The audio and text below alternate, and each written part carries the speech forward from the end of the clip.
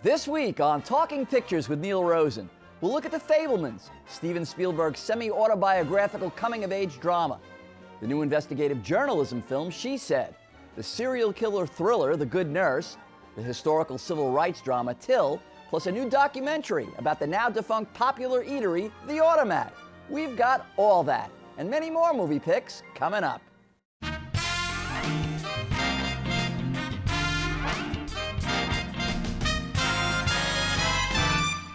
I'm Neil Rosen, and welcome to Talking Pictures. It's our monthly Critic Roundtable show, where we debate what's worth watching and what's not when it comes to new releases, hidden gems, and Hollywood classics. Joining me are Bill McCuddy from Gold Derby. Hey, Bill. Neil. Lisa Rossman, as always, is here from Signs and Sirens. Hello there, Lisa. Hello, doll. And new to the show, Wilson Morales from BlackFilmAndTV.com. Hey, welcome. Welcome. Let's start out with a look at several new films and limited series in theaters and/or streaming, beginning with She Said, about two New York Times reporters investigating sexual assault charges aimed at producer Harvey Weinstein. Let's take a look at a clip. What is it exactly that we're looking at here? We're looking at extreme sexual harassment in the workplace. These young women walked into what they all had reason to believe were business meetings with a producer, an employer. They were hopeful. They were expecting a serious conversation about their work or a possible project. Instead, they say he met them with threats and sexual demands. They claim assault and rape. If that can happen to Hollywood actresses, who else is it happening to? Lisa, tell us about She Said. Well, Neil, as you said, this is the dramatization of how the New York Times broke the long covered-up story of Weinstein's systemic rape and abuse of younger women, which subsequently, let's be clear, launched the entire #MeToo movement. Carey Mulligan stars as reporter Megan Twohey. Zoe Kazan stars as reporter Jodi Kantor. The great Patricia Clarkson stars as editor. We love her. I love her. She's a fan of the show. Yeah.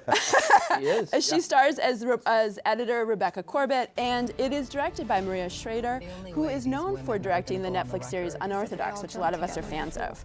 Look, I'm going to be clear. Those expecting another airtight, macho, journalistic thriller like All the President's Men might be at least initially disappointed. To me, what first reads as a failing of this film turns out to be its greatest asset. Because really, it's women who brought down Weinstein, the same kind of young, vulnerable women he harassed throughout his career. And they didn't bring him down by acting like a bully like him. They brought him down by channeling patience, compassion, solidarity, and wait for this one, persistence. The film takes its tone then from its interviewing styles, and it builds out its case without sacrificing the emotional stakes.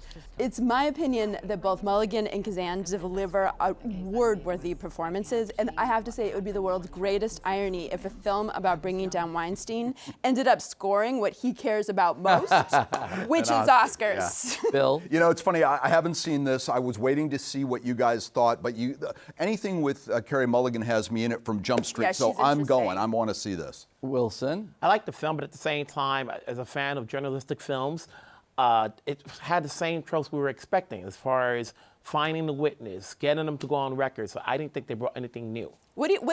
How is the other way to tell a journalistic thriller, for real?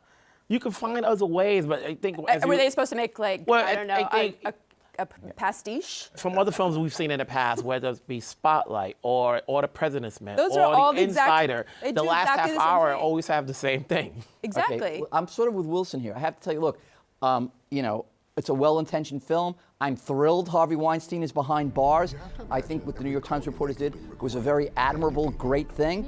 But as far as a cinematic movie, most of this movie is these two reporters on the phone with people hanging up on them. Can you go on the record? This is a journalistic movie. Or slamming doors in their faces. And that doesn't make for a captivating movie. In All the President's Men and Spotlight, those movies had mystery and suspense. This actually was boring to me, and it's unfortunate. Yeah, because you find women's voices boring. No, I don't. I think that the subject matter is so explosive, you could have made a really more interesting movie. I genuinely but it's wish just Bill basically had seen reporters typing and being on the phone, and after 2 hours of that, and I felt bad. It's like, This is great literally, material. you just described Spotlight and All the President's Men. Now I don't want to see this.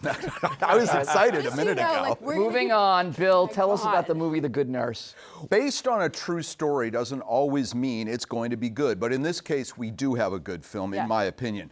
We're talking about Jessica Chastain, who's a nurse at a small small hospital, and she befriends another nurse, a male nurse, played by Eddie Redmayne.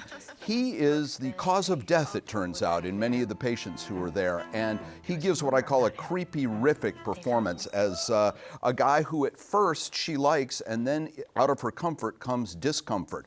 The hospital sends up a red flare originally and call the cops in, but then they kind of stonewall them. So this is a fascinating procedural to me that is kind of David Fincher-esque, and it has a look that's drained of all color, just exactly the way Jessica Chastain is feeling. I think this is her best work. I think this is Eddie Redmayne's best work, and I highly recommend this. It's one of my favorite films of the year so far. Wilson.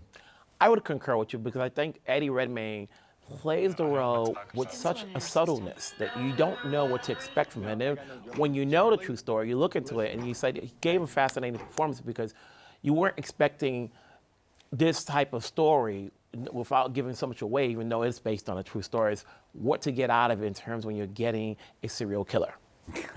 I thought this was a fascinating character study, and it's even more chilling because it has this catalog of how the profit-oriented medical system will let a serial killer off the hook, basically, to avoid any financial or legal repercussions. Almost like the Catholic Church moving priests around. And I have to say, I agree with y'all about Eddie Redmayne. I'm not a fan of his acting overall. I find him overly mannered. But not here. No, this is my point. I think he's self-pitying. No, and I think he does exactly the same crap he does in everything, but it's perfect for a serial killer, because the whole thing about this guy is he's not cognizant, he's not really aware, he feels bad for himself. And I've actually read the book from which this is drawn, and that's exactly his character. He nails it. And I agree with you too. Chastain, who's always good, is searingly good here. I like this movie. I recommend it. Great. All right, let's move on then. Solely on the strength of Chastain and Redmayne's performance. Perfect. But there's some holes in this movie. For example. There's some holes in the saline bags. Okay. Is that what you're talking about? I don't know why the hospital is refusing to cooperate. We just They said don't. why. When they are the ones that call up the cops in the beginning who wouldn't even have known about Because they this. have to cover their point. They Yeah, have it's to the cover red their tape bases that they legally. create themselves. The other literally problem- That's explained within the film, Neil. That's Okay, not a the good other point. problem is, does this movie really know what it wants to be? Is it a portrait of a serial A killer? musical, a comedy? Is it No. a study of a good nurse who wants to do the right thing? Is it examine of the hospital system's cover-up and the cops trying to skirt around that? By doing all of those things, you shortchange each one of them. But that said, Redmayne and Chastain are so incredible. And Masterclass. Right, as you say, Are you masterclass. sure you weren't on your phone the whole time No, while no, you that were was watching the next this? No, it was. I recommend it solely. They elevate the movie. Okay, moving on. A movie called American Murderer. Wilson. Here's another film based on a true story where we're talking about the life of Jason Derek Brown, who's played by Ozark actor Tom Pelphrey. Jason is a charismatic con man who's been traveling and living his whole life conning people, making money, but then when he gets in a ditch financially, he looks for a way to try to make money, and in pursuit of that is this FBI agent played by Ryan Phillippe, and it's a case of cat and mouse, who's going to win out in the end. The thing about the movie is that the sequence of events are so misleading that you don't really get much out of the character that Tom Pelphrey's playing. He gives a phenomenal performance. He sells the movie. Bill? We're burying the lead here. Matthew Gentile, who's first-time director here, used to be your intern. That's correct. Must be why we're At the reviewing station. At the must be why Terrible. we're reviewing it. Is right. Listen, is this a great first movie? No. Is it Catch Me If You Can? It's kind of the same idea. Ryan Phillippe is chasing the Tom Hanks character, and I like Ryan Phillippe. I think this is a modest first effort, and I applaud anyone that had to work under you. Wow, the so what factor that in got this out and did movie. something better. I have to say, the so what factor of this movie is very, very high. And I am a sucker for con man stories. And I think the thing about con man movies is that you have to buy into the central person's charisma.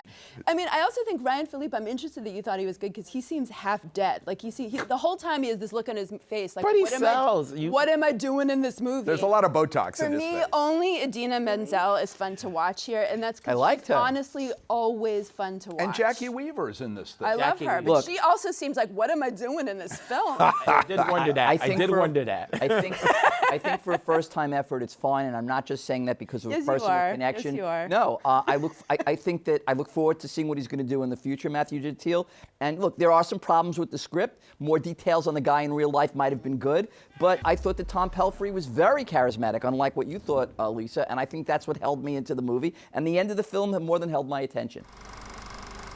Till is based on the horrific 1955 murder of 14-year-old Emmett Till and his mother's tireless fight for justice. Let's take a look at a clip. They have a different set of rules for Negroes down there. Are you listening? Yes. You have to be extra careful with white people. You can't risk looking at them the wrong way. I know. Bo, be small down there. Wilson, let's talk about Till. Till, which is directed by Chinyonye Chukwu, has a story that we already know about, Emmett Till. I think if you grew up, you knew about Emmett Till, but maybe with this movie, you don't know everything. What you have is a breakout performance by Danielle Deadwyler with supporting performances by Whoopi Goldberg, Jalen Hall, Frankie Faison, and Tosin Cole, who plays Medgar Evers. Right. But the story is told from the perspective of Danielle Deadwyler, Mamie Till Mobley, and her fight for justice and her fight to get her son recognized and what happened to him as a 14-year-old. And what you're seeing is also how the system is being played out in this movie. What sells with this movie is that you're not just only learning how he died, but what happened in between and why it took so long for this system, which is still ongoing today in terms of the story. You know, this is what led to the civil rights movement as far as the catalyst. This is what led for Medgar Evers to be who he was before he got killed 8 years later. But the movie is sold by the strength of Danielle Deadwyler. By primarily focusing on this tragic event through the eyes of the mother, I think that it makes it more emotionally powerful for the viewer. And Danielle Deadwyler, I mean, talk about an Oscar-worthy performance. I mean, wow. I mean, we could talk about this performance all we want, but this has to be experienced. It's incredible. And Jalen Hall, who plays Emmett Till, also really, really good performance. This is just a powerhouse of a film. And you know what's interesting? Whoopi Goldberg gets out of her own way and sort of stays in the background here. And I know that she was instrumental in getting this thing made. It's been 10 years, but literally, we are watching the beginning of the civil rights movement, almost on the shoulders of this woman and in her eyes. And I think this is one of the best films of the year, a story that you said we knew, but things we didn't know. I was moved by so much here. I also think the production values are amazing, and she makes really innovative choices. I'm with y'all on the performances, especially Danielle Deadwyler, who I feel like achieves more in one look than a lot of actors do in whole films.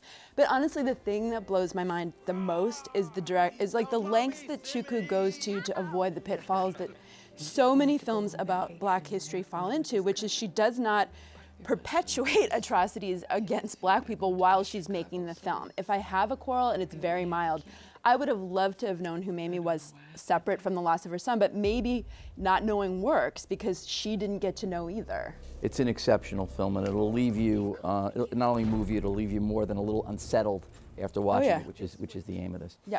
All right, switching gears completely, Lisa Rossman, let's talk about The Fabelmans. Well, this is Spielberg's newest. It's a coming-of-ager about a Jewish schoolboy in 1950s Arizona. You know, so many Jews there.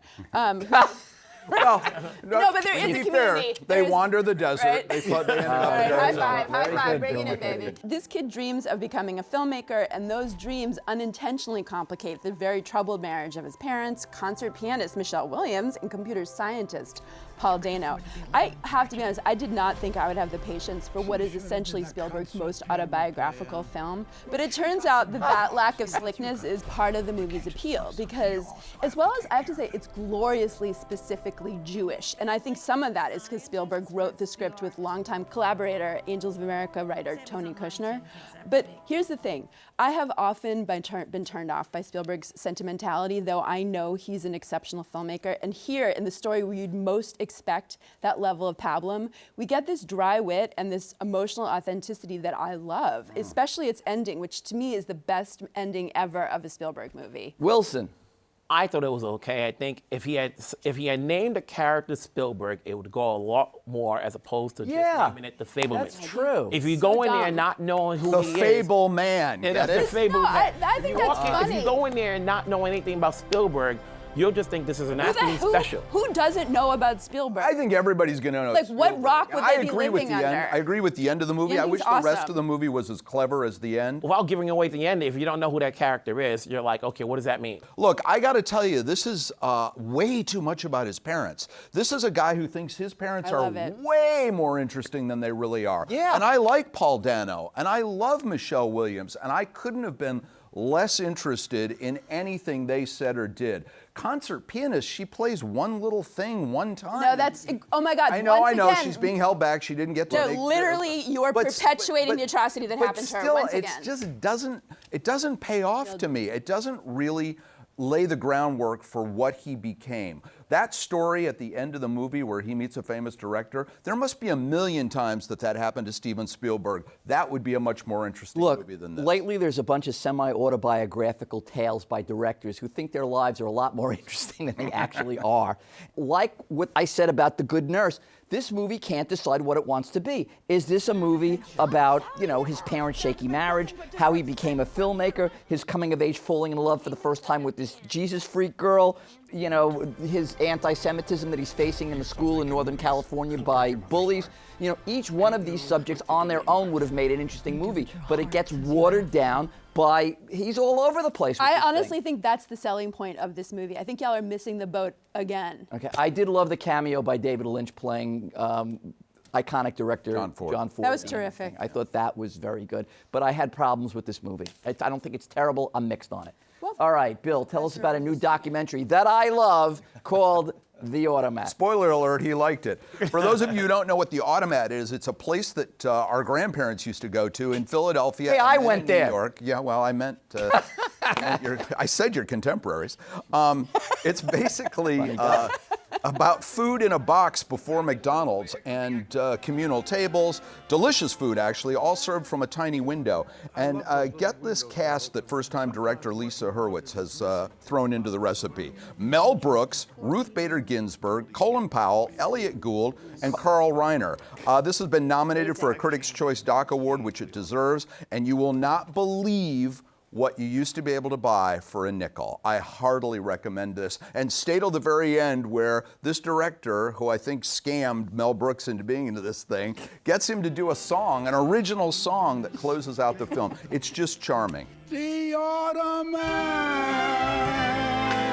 Lisa? I did dig this movie. It's a really delightfully meta distillation of a totally forgotten corner of mid-20th century America, and to me that's the kind of thing I like documentaries for. I also love that it kind of nails that was the last moment where capitalism could coexist with compassion. There's a lot of talk about how it's a very democratic world. If I have a drawback about this film, and it's minor, I don't love how unkindly a lot of the talking heads refer to people without houses. But I also think it could be a little shorter, but I literally think that about every documentary I ever see. To your point, Lisa, yeah, it's a terrific look at a bygone era in New York that just doesn't exist anymore. Yeah. And it's a microcosm of how the city once was by looking at the prism of this place and thinking about how different it is from New York today and how rich people went there, middle class people went there, poor people went there, and all kinds of race, creeds, and you never know who would be sitting at your table. I worked in a building, not in its heyday. It was like the last surviving Automat, and I remember this place, and it was, and I'm glad I saw it what it used to be when it was in its heyday, because when I was there, it was kind of like the last Creepy, stand. yeah. But what do you think of the documentary? I like the Lisa? film. I think when you have celebrities like the ones you just mentioned in there, you're going to be interested when you see Colin Powell and Ruth Bader Ginsburg in there. And at the same time, I guess I'm not old enough for you guys to remember this stuff, but I'm going to say it out. But it was always interesting that as life goes on and technology is out there, we are losing a lot more. That you need to tell these stories so that people remember what it used to be like. Every 5 years we're going to be walking somewhere and goes, that used to be here. That used to be there. Yeah. So every now and then, the good thing about It's this a movie, Gap store now. it's like, To be honest with you, I actually didn't really understand what an automat was till I watched this. Oh, really? yeah, neither did I. Yeah. Well, in the Smithsonian, there's 'Cause I'm actually such a little a baby. wall of it. I'm so young. Listen, if you like the movie, there's a book by Lorraine Deal that's terrific called The Automat. I suggest check the movie out and then read the book. It's Sounds very great. good. Well, earlier today, I had the opportunity to speak with filmmaker Lisa Hurwitz, who directed The Automat. Let's take a look. It was an egalitarian restaurant. It was a place where you could go and feel dignified. It was a place where you could go where you had nowhere to go. It was a place that people on the high end and then people who were down on their luck, they all liked. It was good enough for everyone. It's kind of a time capsule of a place that just doesn't exist anymore. And It's not just a time capsule for the Automat, it's a time capsule for America in the 20th century. There are so many layers of social importance, pieces of our collective history that are revealed by looking back on the story of the Automat. It deals with women going out to eat for the first time by themselves in our American history, women joining the workforce.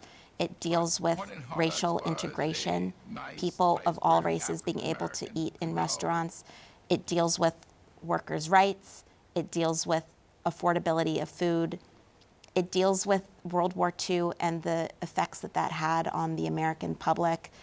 It deals with changing city dynamics and growth in poverty, and it just deals with intergenerational stories.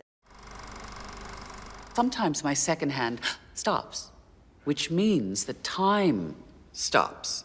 Now, the illusion is that, like you, I'm responding to the orchestra in real time, making the decision about the right moment to restart the thing or reset it or throw time out the window altogether. The reality is that right from the very beginning, I know precisely what time it is and the exact moment that you and I will arrive at our destination together. that was a clip from the movie Tar. It's Lisa Rossman's personal choice as we go around the panel, as we always do each month, with our Critics' Picks of the Month. Lisa. Well, director Todd Field makes like one film a decade, and it's always worth the wait. True. But this story of the cancellation of a lesbian symphony conductor, in my opinion, is his best yet. Cate Blanchett stars, and she was born to play this woman. She's all perfectly tailored pantsuits, braying tenor voice, and I think by reversing the gender and sexuality of the more typically accused sex offender, the film manages to investigate a lot of questions about the pit and pedestal nature of modern celebrity that don't usually get a chance to be addressed. I also think this movie is unexpectedly hilarious at parts, and it has some really ambiguous, interesting supernatural components. It's not for everyone, I won't even pretend, but it's actually one of my favorite films of the year, and I definitely think it's gonna get a lot of attention at Oscar season. Wilson? The thing that sells this movie, what I've heard all year round, was the performance of Cate Blanchett. She alone can take this film to higher levels because of her performance playing this character who you may not like, but I did. You know, I was fascinated. I was fascinated, as you would say. She's a fascinating by the character. But there's also supporting characters, like Nina Hoss, who plays her love interest in the movie, also gives a commanding performance. Yep. And then just the structure of how it's set up. And Todd Field, who we haven't seen in 16 years, what a way to come back. Bill, what's your pick this month? Mine is called My Policeman. You've heard about this because Harry Styles is in it, but I want to tell you that there's a lot going on in this film that are worth seeing on top of his performance. It is at turns charming, small, heartbreaking, a film of three friends and lovers told in two different time periods in the 1950s and 1990s England.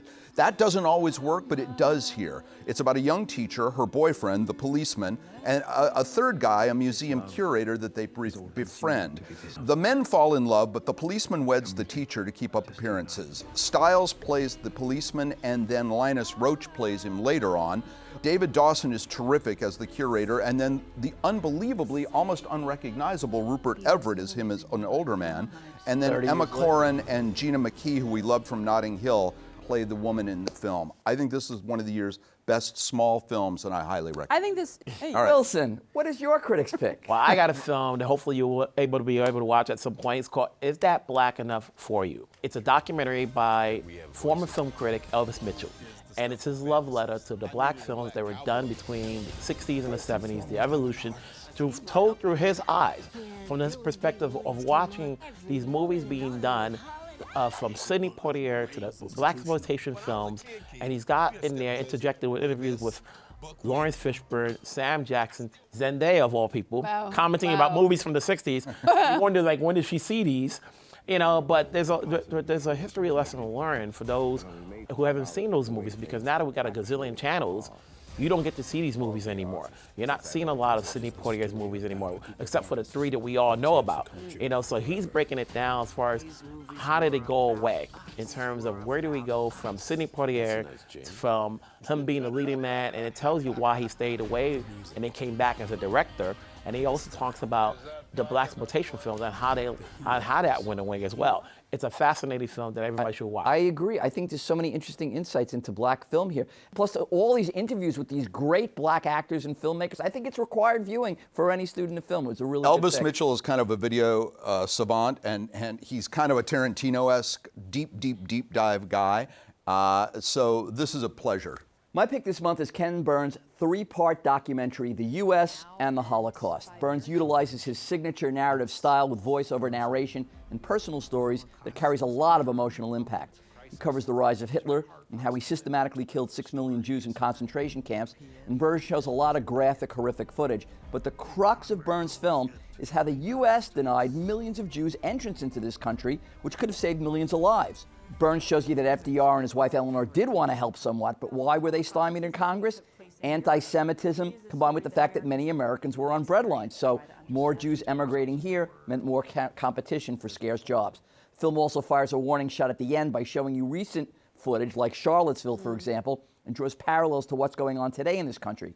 Burns wants us to pay attention so this never happens again. And with the rise of anti-Semitism in this country today, this documentary should be mandatory viewing in schools, and that, for that matter, for every American. And with that, we're out of time, and I want to thank my panel. Welcome again to the panel, and thank you, you did great. Wilson Morales, as always, Lisa Rossman. The feisty Lisa Rossman. The very feisty and wonderful Lisa Rossman, and my friend Bill McCuddy. I'm Neil Rosen. Join us next time on Talking Pictures.